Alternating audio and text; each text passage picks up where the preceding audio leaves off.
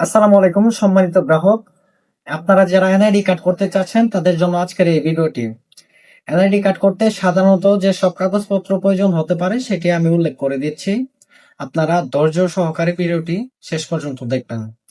প্রথমে হচ্ছে অনলাইন জন্ম নিবন্ধন সনদ, তারপর হচ্ছে বাবা মায়ের এনআইডি কার্ডের কপি, তারপর ঠিকানার প্রমাণপত্র যেমন নাগরিক সনদ ও বিদ্যুৎ বিলের কপি, তারপর হচ্ছে শিক্ষাগত যোগ্যতার সনদ যদি থাকে, যদি আপনি যোগ্যতা হিসেবে এসএসসি বা এইচএসসি পাস দিতে চান তাহলে সেইগুলা সার্টিফিকেট আপনাকে প্রমাণ হিসেবে দেখানো লাগবে। তারপর হচ্ছে বিবাহিত যদি আপনি হন, স্বামী স্ত্রী যদি থেকে থাকে তাহলে আপনার স্বামী স্ত্রীর এনআইডি কার্ডের কপি নিয়ে আসলেই হবে, ঠিক আছে? এটা হচ্ছে প্রযোজক ক্ষেত্রে। যদি আপনি বিয়ে করে থাকেন সেক্ষেত্রে আপনি বিবাহিত দিতে পারেন, বিবাহিত দিয়ে তারপর আপনার স্ত্রীর তথ্য এড করে দিতে পারেন।